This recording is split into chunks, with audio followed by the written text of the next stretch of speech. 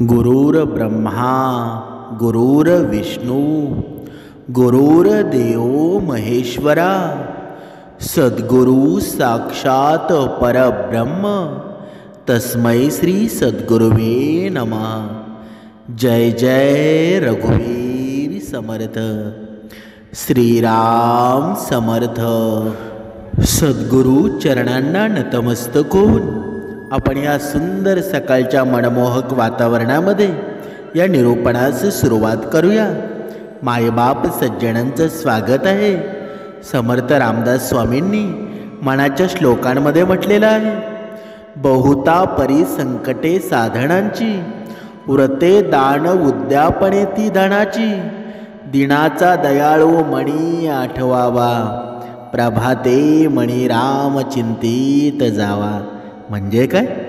म्हणजेच भगवंताच्या प्राप्तीसाठी कोणतीही साधना करायची म्हटलं ना की नाना प्रकारचे संकट उभे राहतात। बघा, दान धर्म व्रत वैकल्य त्यांची उद्यापन या सगळ्या गोष्टी खर्चिक स्वरूपाच्या असतात ना, त्यापेक्षा दिनांवर दया करणारा श्रीराम मनापासून आठवावा। बघा, समर्थांनी सांगितलेलं आहे, ज्या गोष्टीमध्ये खर्चिक गोष्ट असते ना तिथे कधीच त्याच्या मागे लागू नये, कारण भगवंताची भक्ती आहे ना ती बिना खर्चाची असते। या मनामध्ये फक्त श्रीराम आठवावा, या मनामध्ये फक्त श्रीरामाचं ते जागृत ऊर्जास्थान निर्माण करावं, लगेच तुमची भक्ती घडली जाईल। म्हणजे काय? म्हणजेच कोणतेही कर्मकांड करून, कोणतेही बघा व्रतवैकल्य करून भक्ती होत असते का? कधीच होत नाही। भक्तीसाठी हे मन शुद्ध लागतं, मन निर्मळ असावं लागतं। समर्थांनी सांगितलेलं आहे, हे मन निर्मळ म्हणजे कसं? बघा, जणी वाद विवाद सोडून द्यावा, जणी सुख संवाद सुखे करावा, जगी तोची तो शोक संतापहारी, तुटे वाद संवाद तो हितकारी। म्हणजे काय? म्हणजे या लोकांमध्ये वावरत असताना वादविवाद असो, निष्कारण निष्फळ अशी चर्चा असो, ते करणं तू प्रत्येकानं सोडून दिलं पाहिजे। तू या मनुष्य देहामध्ये बघा हे जन्म घेतलेला आहे ना, या देहामध्ये काहीतरी भगवंताचं नामस्मरण करायला हवं। लोकांशी आनंद देणारा सुसंवाद तुझ्या जीवनामध्ये घडायला हवा, तू करायला हवा। जगामध्ये असा सुसंवाद शोक असतो ना, क्रोध असतो, दुःखदायक भावनांचा नाश करत असतो। म्हणून वादविवाद संपवणारा हा सुसंवाद सर्वांसाठी हितकारक असतो। म्हणून प्रत्येक मनाने, प्रत्येक मनुष्याने आपल्यामुळं दुसऱ्याच्या चेहऱ्यावर आनंद निर्माण व्हावा, दुसऱ्याच्या जीवनामध्ये सुख निर्माण व्हावं, असा सुसंवाद निर्माण करायला हवा। तरच या जगामध्ये शांतता निर्माण होईल, आनंद निर्माण होईल। समर्थांनी सुद्धा खूप सुंदर सांगितलेलं आहे की हे मन आहे ना, मन आणि हे शरीर आहे, बघा या दोन्ही वेगवेगळ्या गोष्टी आहेत। जेव्हा हे शरीर स्वच्छ करायचं असतं ना, तेव्हा आपण रोज सकाळ संध्याकाळ बघा या पाण्याने बघा आंघोळ करत असतो। पण या पाण्याने आंघोळ करून हे शरीर शुद्ध होतं हे नक्की 100% खरं आहे। पण या मनाचं काय? जरीही हे मन शुद्ध होण्यासाठी नक्की करायचं तरी काय? जर मनच शुद्ध नसेल ना तर या जीवनामध्ये आनंद निर्माण होईल का? म्हणून अगोदर मन शुद्ध करायला हवं, आणि हे मन शुद्ध करण्यासाठी माणसाला काय करायला हवं बरं? माणसाला हे मन शुद्ध करण्यासाठी भक्तिमार्ग करायला हवा। ज्यावेळी प्रत्येक मनुष्याला पाण्याची गरज असते, हे जीवन जगण्यासाठी अन्नाची गरज असतेच ना, त्याचप्रमाणे या मनाला सुद्धा सुंदर विचारांची गरज असते। या मनावर चांगल्या विचारांचं बघा, विचारांचं हे सावट निर्माण व्हायला हवं, पण ते होतं का कधी? कधीच होत नाही। पण ज्याच्या मनामध्ये अंतरात्म्यामध्ये श्रीराम समर्थ आहेत ना, त्याला कसलंही भय राहत नाही, त्याचं मन निर्मळच होऊन जातं। पण ज्याच्या मनामध्ये राक्षस रूपी हा रावण असतो ना, त्याच्या जीवनामध्ये अहंकार चिकटून जातो। मग त्याच्या मनामध्ये हे मन निर्मळ राहील का? त्याच्या मनामध्ये श्रीराम राहील का? कधीच राहणार नाही. म्हणून या जीवनामध्ये काही गोष्टी लक्षात ठेवा. बघा, त्या तुमच्या मनाला चुकीच्या सुद्धा वाटू शकतात किंवा बरोबर सुद्धा वाटू शकतात, पण तेवढ्याच त्या सत्य आहेत. आपण आपल्या ज्या घरामध्ये राहतो त्या घराला बघा आपण विमा केलेला असतो. जर घर जळालं ना तर विमा मिळतो. बघा, विम्याचा आधार असतो. पण स्वप्न जळाली ना तर त्याला कुणाचा आधार असतो बरं? कुणाचाच नसतो. म्हणजेच काय? म्हणजेच घर जळालं तर विमा आहे आणि स्वप्न जळाली तर काय आहे बरं? कधी विचार केला आहे का? ढग बरसले ना तर छत्री असते. म्हणजेच पाऊस पडायला लागला ना आपण छत्रीचा आधार घेतो. पण डोळ्यातून अश्रू बरसले ना त्यांचं काय बरं? कधी विचार केला आहे का? या गोष्टीचा जोपर्यंत तुम्ही विचार करत नाही ना तोपर्यंत तुम्हाला कोणत्याही प्रश्नांची उत्तरं मिळणार नाही. समर्थांनी सांगितलेलं आहे, जेव्हा आपल्या पायाला काटा टोचतो ना तर तो कशाने सुद्धा काढता येतो, काट्याने काटा सुद्धा काढता येतो. पण जर शब्द टोचले ना तर त्यांचं काय करायचं बरं? कधीतरी विचार करा. जोपर्यंत तुम्ही विचार करत नाही ना तोपर्यंत तुम्हाला खरं पुण्य आहे या पूर्ण विश्वामध्ये भक्ती काय आहे ही कधीच कळणार नाही.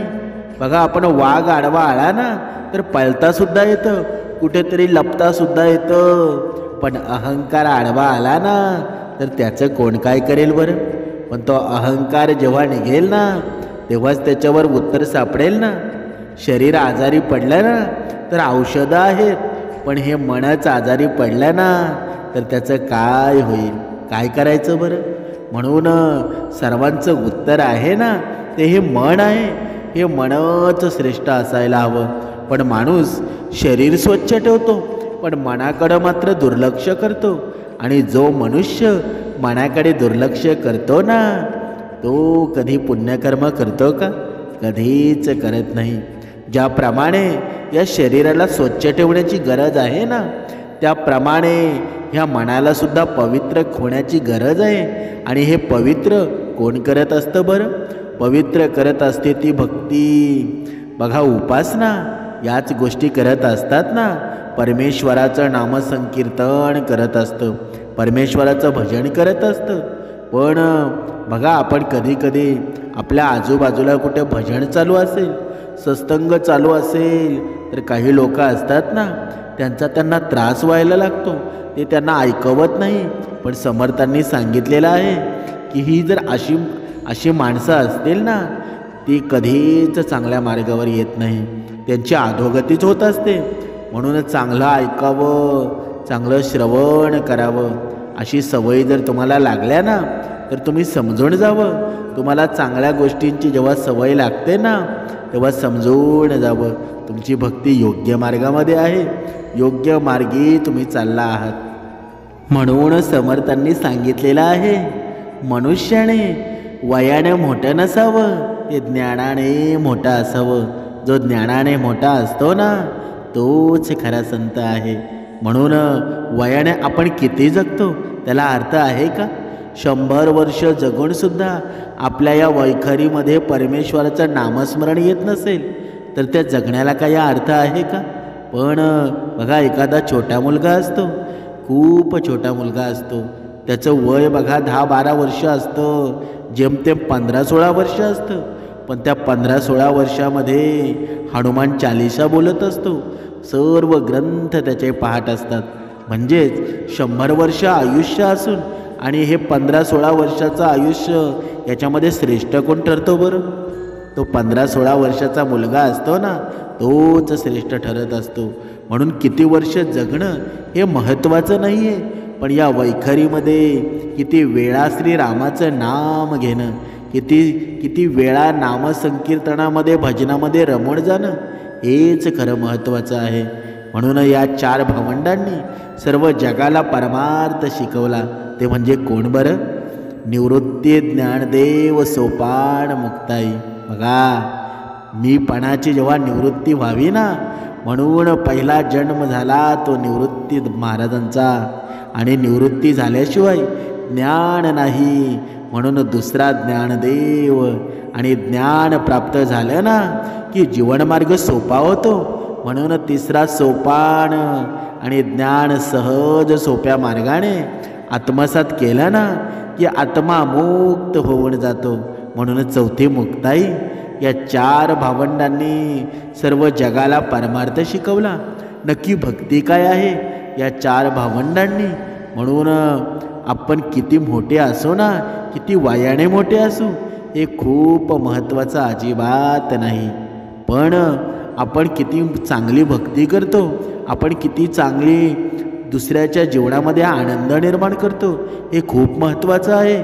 जर भक्ती करून जर आपण समाजामध्ये आपलं नाव खराब असेल, आपण जर दुसऱ्यांच्या जीवनामध्ये सुख निर्माण करत नसू ना, तर त्या भक्तीचा काही उपयोग आहे का? मग आपण म्हणतो या जगाची खरी रीतच आहे की आपण पुण्य कशाला म्हणतो बरं? एखादा मनुष्य असतो ना, मनुष्य मात्र भक्ती मात्र जरूर करतो, परमेश्वराचं नामस्मरण जरूर करतो, पण त्याचा मृत्यू येतो ना तरी त्याला पुण्य म्हणजे काय हे त्याला कळत नाही. म्हणजे समर्थांनी सांगितलेलं आहे की पुण्य म्हणजे काय. हे जे पुण्य करायचे असतात ना, ते पुण्य म्हणजे काय आणि भक्ती म्हणजे काय. भक्ती आणि पुण्य या 2 वेगळ्या गोष्टी आहेत. म्हणजेच काय? म्हणजेच आपण परमेश्वराचं नामसंकीर्तन करतो, परमेश्वराचं पूर्ण आपण मनोभावे भक्ती करतो, ती झाली भक्ती. आणि पुण्य म्हणजे काय? ते पुण्यामध्ये मोडत नाही. पुण्य म्हणजे बघा, ज्यावेळी मनुष्य देवाचं नामस्मरण करतो आणि सर्व आपलं कामं करून कामधंदे करतो ना, ती असते भक्ती. आणि पुण्य म्हणजे जर आपण दुसऱ्याच्या चेहऱ्यावर आनंद निर्माण करणं, दुसऱ्याला मदत करणं, म्हणजे भक्ती ही स्वतःसाठी केली जाते. आणि पुण्य असतात ना, ते आपण जेव्हा दुसऱ्याच्या जीवनामध्ये आनंद निर्माण करतो ना, तेव्हा ते पुण्य तयार होतात. म्हणजेच भक्ती आणि पुण्य या 2 वेगवेगळ्या गोष्टी आहेत. जेव्हा या मनुष्याला समजतील ना, तेव्हा खरा भक्ती आणि पुण्यामधला काय फरक आहे ना, तो त्याच्या जीवनामध्ये दिसू लागेल. म्हणून ज्याने भक्ती करावी ना, त्याने पुण्य केलेच पाहिजेत. जर तुम्ही नुसती भक्ती करत राहिलात, देवाचं नामस्मरण करत राहिलात, पण तुम्ही माणसामध्ये नसाल ना, तर त्या भक्तीचा काही उपयोग नाही. म्हणजेच काय? म्हणजे चांगदेव एवढे वर्ष जगले, भक्ती मार्ग केला ना, परमेश्वराचं नामसंकीर्तन केलं, पण ते माणसामध्ये होते का? माणसांशी त्यांचा अजिबात वारवा नव्हता, त्यांच्यामध्ये अहंकार होता. पण एक छोट्याशा लहान वयाच्या मुक्ताईनं त्यांना दाखवून दिलं ना की भक्ती काय असते आणि पुण्यकर्म काय असतात. म्हणून मनुष्याने नुसती भक्ती करून काही उपयोग नाही, भक्तीच्या द्वारे पुण्यसुद्धा केले पाहिजेत. म्हणजेच पुण्य म्हणजे काय? पुण्य म्हणजे दुसऱ्याला मदत करणे, दुसऱ्याच्या आनंदामध्ये आनंद निर्माण करणे, दुसऱ्याच्या सुखामध्ये सुख मानणे, याला पुण्य म्हणतात. आणि भक्ती आपण परमेश्वराचं नामसंकीर्तन करतो ना, परमेश्वराचं ध्यान करतो, त्याला म्हणतात भक्ती. आणि समर्थांनी सांगितलेलं आहे, या कलियुगामध्ये मनुष्याने भक्ती कमी केली तरी चालेल, पण पुण्याचा वाटा मात्र वाढवला पाहिजे. म्हणजेच काय? म्हणजेच नुसतं देव देव भक्ती भक्ती करून जर आपलं वागणं व्यवस्थित नसेल, जर आपल्याला दुसऱ्यांचं सुख पाहवत नसेल, तर त्या भक्तीचा काही उपयोग नाही.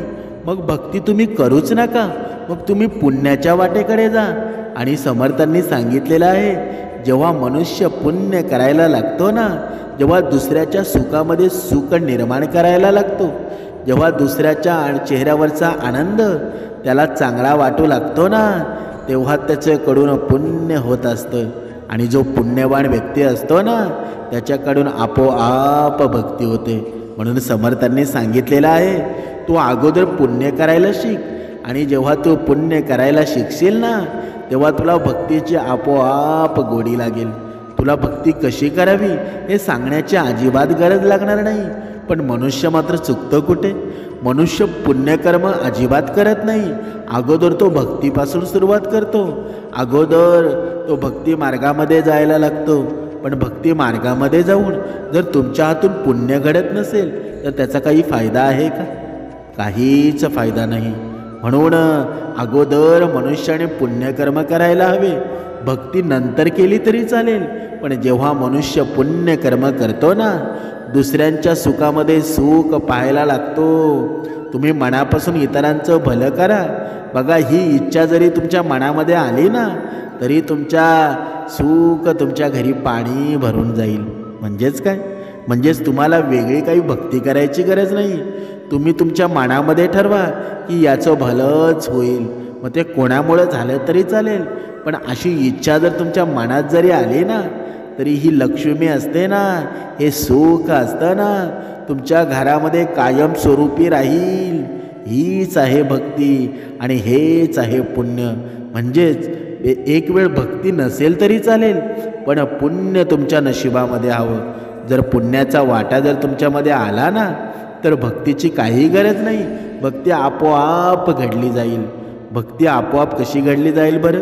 जेव्हा आपण इतरांच्या सुखामध्ये सुख मानतो, इतरांच्या दुःखामध्ये दुःख मानतो, इतरांना मदत करतो ना, तीच खरी भक्ती आहे. आणि जेव्हा हे असं घडतं ना, तेव्हा पुण्याचा वाटा तुमचा वाढत जात असतो. आणि आजच्या या कलियुगामध्ये मनुष्य भक्ती मात्र करतो, पण दुसऱ्याला मदत मात्र तो कधीच करत नाही. चंदनाचं झाड असतं आणि त्या चंदनाच्या झाडाला विषारी सापाने जेव्हा विळखा घालतो, बघा, ज्यावेळी हा विषारी साप असतो ना, चंदनाच्या झाडाला विळखा घालतो, म्हणून चंदनाचा सुगंध कमी होतो का? कधीच कमी होत नाही. म्हणजेच काय? म्हणजे ज्याचे कर्म चांगले ना, तो कधीच संपत नाही. तुम्ही लक्षात घ्या, जोपर्यंत तुमचे कर्म श्रेष्ठ होत नाही ना, दुसरा कोणी तुम्हाला कितीही संपवण्याचा प्रयत्न केला, तुमच्या जीवनामध्ये कितीही दुश्मन जरी निर्माण झाले ना, तुम्ही कधीच संपू शकत नाही. कारण का? कारण सत्य असतं ना, ते कधीच पराजित होत नाही. एक वेळेला तुम्हाला सत्याला दुःख निर्माण होईल, पण त्या दुःखाचा शेवट असतो ना, तो सत्यानेच होणार आहे, तो सुखानेच होणार आहे. आणि दुःख भरपूर काळ टिकणारं असतं का? कधीच नसतं. म्हणून कुणी किती जरी आपल्यावर आरोप करण्याचा प्रयत्न केला, तरी शेवट असतो ना, तो सत्याचाच होत असतो. म्हणूनच समर्थांनी सांगितलेलं आहे, मानवी नातं आहे ना, हे कधीच नैसर्गिकरित्या कधीच तुटत नसतं. मनुष्यच त्याला संपवत असतो. कारण का? ते मरतं एकतर तिरस्काराने मरतं, आणि दुसरं म्हणजे आपण दुर्लक्ष करतो त्यामुळे ते मरतं. तिसरं गैरसमजामुळे मरतं. आणि चौथं कशामुळे मरतं बरं? ते लोकांनी कान भरल्यामुळे मरतं. म्हणजेच नात्यामध्ये विश्वास हवा. आणि वेळ निघून गेल्यावर बघा, अंतिम समयी पैसा संपत्ती सोबत नेता येत नाही, नातीच उपयोगी पडत असतात. नाती प्रेमाने जपा.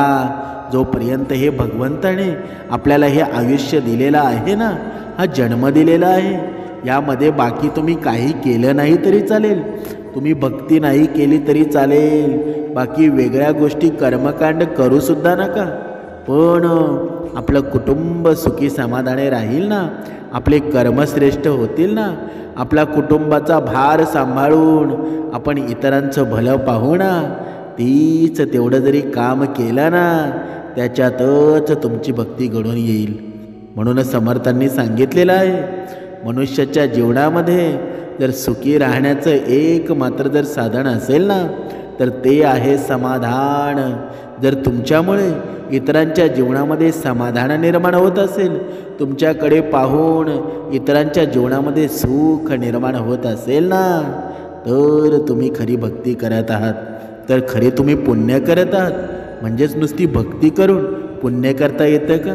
तर अजिबात नाही. समर्थांनी सांगितलेलं आहे की या मनुष्याच्या जीवनामध्ये कमी दुःख आहेत का? कमी प्रॉब्लेम आहेत का? जेव्हा प्रॉब्लेम जास्त करून कशामुळे येतात बरं? आता सध्याच्या घडामोडीचा जर विचार केला तर या कलियुगामध्ये पहिला प्रॉब्लेम आहे म्हणजे जॉब. बघा, प्रत्येक मनुष्याच्या हाताला पैसा हवा, आणि कधीकधी भरपूर मेहनत करूनसुद्धा मनुष्याला जॉब मिळत नाही. पण कधीकधी बघा, आपल्या घरातील मुलं असतात, व्यवस्थित मार्क्स त्यांना पडत नाही, मग कधीकधी आपले आईबाप असतात, त्या मुलांना ओरडू लागतात. पण कधीकधी त्यांनीसुद्धा लक्षात घ्यायला हवं, आपल्या मुलाची बुद्धी आहे ना, ती कितपत चांगली आहे हे सुद्धा लक्षात घ्यायला हवं. त्याच्यासाठी कोणतं काम व्यवस्थित आहे ते मनुष्याने पाहायला हवं. म्हणून प्रत्येक विद्यार्थ्यांनी अजिबात खचून जाऊ नका. कारण एक वेळ परीक्षेमध्ये नापास झालं ना तरी काही होत नाही. परत अभ्यास करा, परत मेहनत करा. कारण खूप प्रॉब्लेम जीवनामध्ये येणार आहेत. आयुष्यामध्ये पण त्याचा कायम तोंड द्यायला लागेल. हे पूर्ण आपल्या जीवनामध्ये प्रेरित करणारे विचार आहेत ना, ते श्रीराम समर्थ. तुम्ही जेव्हा हे नामस्मरण घ्याल ना, तुमचे प्रॉब्लेम कुठे उडून जातील आणि तुमच्या अभ्यासामध्ये सुद्धा मन लागेल. तुम्हाला कळणार सुद्धा नाही. कारण आता जर थांबलात ना तर पुन्हा काहीच हाती नाही लागणार. म्हणून आता थांबू नका. तुम्हाला जे कुठे काम भेटेल ना ते काम तुम्ही करा. पण जर तुम्ही रिकाम्या हाती घरी बसलात ना, बघा तुमची अपेक्षा असते मला 50,000ची नोकरी लागावी, मला 1,00,000 रुपयाची नोकरी लागावी. पण समर्थांनी सांगितलेलं आहे तुम्हाला महिन्याकाठी 10,000 जरी भेटले ना तरी सुद्धा चालतील. कारण ते 10,000ची जेव्हा तुम्ही नोकरी कराल ना, त्या 10,000च्या नोकरीनेच तुम्हाला पुढची नोकरी भेटणार आहे. पण त्याउलट जर तुम्ही न काही करता न कमवता जर घरी बसत असाल ना, तर असं म्हणतात ना, हे रिकामं डोकं असतं ना ते सैतानाचं घर असतं. म्हणून त्याच्यामध्ये वेगवेगळे विचार येतात. म्हणून कधीही रिकामे राहू नका. या पूर्ण डोक्यामध्ये काही ना काही घेत चला. म्हणून अडचणी तर प्रत्येकाच्या आयुष्यामध्ये येणारच आहेत. हे समजून आयुष्य जगायला सुरुवात करा. पण त्यातून आपल्याला वाट काढता आली पाहिजे. म्हणून स्ट्रॉंग आहेस ना तर खूप असं स्वतःला समजून सांग, बघ तुला यश मिळाल्याशिवाय राहणार नाही. रडू वाटलं ना तर बिंदास रडायचं. पण जास्त विचार करत बसू नकोस, वेळ वाया घालवू नकोस. तू रडणार आहेस ना, तू रडणार आहेस तर तू स्वतःजवळ रड. तुझे अश्रू कुणालाही तू दाखवू नकोस. कारण का, जेव्हा आपण दुसऱ्याला अश्रू दाखवतो ना तर आपण कमी पडतो आणि आपण स्वतःला कधी कमी समजू नये. म्हणून आयुष्यामध्ये काही जरी झालं ना तरी आपल्या ध्येयाचा मार्ग कधीच सोडू नकोस. जे ठरवलं आहे ना ते मिळेपर्यंत शांत बसू नकोस. अडचणी फक्त सामर्थ्य पाहण्यासाठी येत असतात. म्हणून ज्यांच्या जवळ समर्थ आहेत ना ते सामर्थ्य एवढं मोठं असतं की तुम्ही थोडं तरी अभ्यास केलं ना तर तुम्हाला भरपूर अभ्यास केल्यासारखं वाटतं. त्यांना जर घाबरून गप्प बसाल, त्या अडचणींना जर घाबरून गप्प बसाल ना तर लक्षात घ्या आपण आपला ध्येयाचा मार्ग भरकटलो आहोत. म्हणून स्वतःला कायम पॉझिटिव्ह ठेवा आणि आपली ध्येयाची वाट आहे ना ती निरंतर चालत राहा. बघा एक ना एक दिवस नक्कीच यश मिळेल. तेव्हा समर्थ तुमच्या सदैव पाठीशी आहेत आणि येणाऱ्या काळात सुद्धा राहणार आहेत. म्हणून वाट भरकटू नका, मार्ग नेहमी चालत राहा. सत्याचा मार्ग असतो ना तो कधीच पराजित होत नाही. भले तुमच्या जीवनामध्ये दुःख येतील पण त्या दुःखांना सामोरे जा. एक वेळ अशी येईल ना तुम्ही उंच डोंगरावर असाल आणि डोंगरावरून सर्व जग तुमच्या हातात असेल. म्हणून समर्थांनी सांगितलेलं आहे की पहिला विश्वास आहे ना तो आपल्या परमेश्वरावर असायला हवा. आणि जेव्हा परमेश्वरावर विश्वास तुमचा असायला लागेल ना तेव्हा तुमचं कामामध्ये सुद्धा मन लागेल. पण काही माणसं म्हणतात की परमेश्वरावर विश्वास ठेवून मी भीक मागायला लागलो, परमेश्वर माझं काय काम करायला येतो का. बघा अशा अनेक वृत्तीचे लोक असतात. ते म्हणत असतात कारणसुद्धा बरोबर असतं.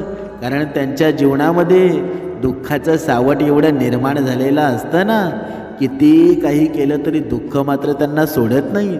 पण ज्या मनुष्याला हे समजतं ना की हे दुःख आहेत ना ते आपल्या मागच्या जन्मीचे भोग आहेत आणि ते भोग भोगल्याशिवाय आपल्या जीवनामध्ये सुख कधीच निर्माण होत नसतं. आणि ज्याला समजत नाही ना तो त्या अशा गोष्टी बोलत असतो. आणि मग जेव्हा आपण अशा परमेश्वराला दोषी द्यायला लागतो तेव्हा भक्ती व्यवस्थित होते का? कधीच होत नाही. म्हणून समर्थांनी सांगितलेलं आहे पूजा करायच्या अगोदर विश्वास ठेवायला शिका. जोपर्यंत तुम्ही विश्वास करत नाही ना तोपर्यंत तुम्हाला भगवंत कधीच दिसणार नाही. पण जेव्हा तुम्ही विश्वास ठेवायला लागाल ना, तेव्हा तुम्हाला कणाकणामध्ये भगवंताचं दर्शन होईल.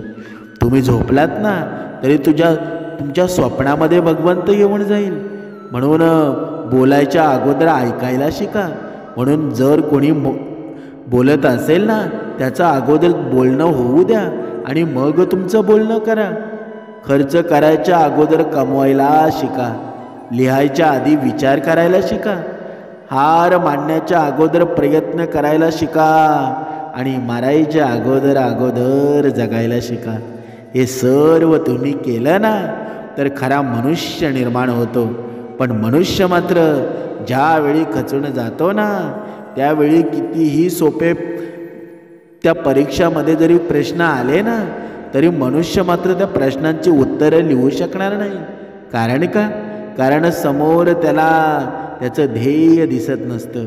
आणि ज्या मनुष्याला समोर त्याचं ध्येय दिसतं ना, तो कितीही डोंगर उंच असला तरी त्याला बघा छेदून तो जात असतो. म्हणून मनुष्यानं एक गोष्ट लक्षात ठेवा.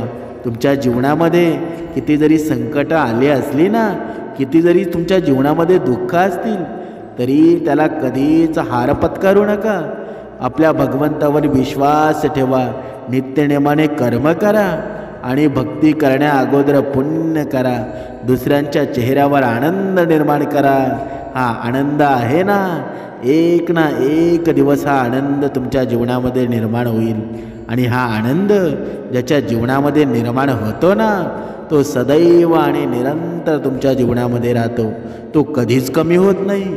पण जर दुसऱ्यांच्या जीवनामध्ये दुःख देऊन निर्माण केलेला आनंद असतो ना, तो क्षणिक आनंद असतो. बघा, आपण कधी कधी बघतो की बघा भरपूर क्रूर कर्म करणारी माणसं असतात ना, भरपूर पैसा कमवत असतात, त्यांच्या घरासमोर गाडी बंगला सर्व गोष्टी असतात. पण आपण मग विचार करायला लागतो की तो वाईट कर्म करूनसुद्धा एवढा श्रीमंत आहे आणि मी चांगले कर्म करूनसुद्धा मी एवढा गरीब का आहे बरं. पण ज्याला कळतं ना की आपण जे भोग भोगत आहोत ना, ते मागच्या जन्मीचे भोग आहेत. आणि जोपर्यंत ते भोग संपत नाहीत ना, तोपर्यंत आपल्या हातामध्ये लक्ष्मी टिकणार नाही. म्हणून आपल्या हातामध्ये सुद्धा लक्ष्मी नक्कीच टिकणार आहे. नक्कीच आपण सुद्धा श्रीमंत होणार आहोत. पण वेळ काळ ठरलेली असते. आणि वेळ काळ असते ना, ती योग्य वेळ आली ना तर तुम्हाला हवं ते मिळणार आहे. म्हणून त्या वेळेचा बघा, वेळ आहे ना, त्या वेळेची वाट बघा. पण मनुष्य मात्र वाट कधीच बघत नाही. त्याला लगेच हवं असतं. म्हणून मनुष्य आहे ना, त्याच्या जीवनामध्ये दुःख निर्माण करण्याचं कारण आहे ना, तो स्वतः असतो. कोणत्याही गोष्टीची तो कधीच वाट बघत नाही. त्याला लगेच हवं असतं. कारण का? ज्याच्या जवळ मनातील भाव व्यक्त करताना संकोच वाटत नाही ना, खोटं बोलावंसं वाटत नाही, दुसऱ्याला फसवावंसं वाटत नाही ना, तो नेहमी शांत स्वभावाचा असतो. त्याचं मनसुद्धा निर्मळ असतं. आणि जेव्हा त्याचं मन निर्मळ होतं ना, तेव्हा तो योग्य वेळेची वाट पाहत असतो. आणि ज्याच्या जीवनामध्ये हे विचार नसतात, ज्याच्या जीवनामध्ये अंधकार भरलेला असतो ना, तो कधीच या गोष्टीची वाट पाहत नसतो. त्याला सगळं काही लगेच हवं असतं. म्हणून समर्थांनी सांगितलेलं आहे की तुमच्या जीवनामध्ये जे काही घडायचं आहे ना, ते परमेश्वराच्या बघा, परमेश्वराला सगळं काही माहीत आहे. पण जे काही घडणार आहे ना, ते तुमचे कर्म ठरवत असतात. जर तुमचे कर्म जर श्रेष्ठ असतील, जर तुमच्या कर्मामध्ये काही प्रॉब्लेम नसेल, तर तुमच्या जीवनामध्ये चांगलंच घडणार आहे. हे नक्कीच तुम्ही मनामध्ये ठरवून चाला. म्हणजेच दुसऱ्याच्या जीवनामध्ये सुख निर्माण करणं, दुसऱ्याच्या जीवनामध्ये दुःखाचं सावट असेल ना, तर त्याला मदत करून त्याचं सुखामध्ये परिवर्तन करणं, हीच खरी भक्ती आहे. आणि हेच खरे पुण्य आहेत. बाकी भक्ती दुसरं तिसरं काहीच नाही. हे एवढंच करा. दुसऱ्याच्या जीवनामध्ये आनंद जेव्हा तुम्ही निर्माण करत असाल ना, तर तुम्ही खरे सामर्थ्यशाली आहात, पुण्यवान आहात. आपल्या आईबापाला व्यवस्थित आनंदित ठेवा. बायकोच्या चेहऱ्यावर आनंद निर्माण करा. सर्वांचे आशीर्वाद घ्या, तेव्हाच तुमच्या जीवनामध्ये सुख निर्माण होईल. जय जय रघुवीर समर्थ.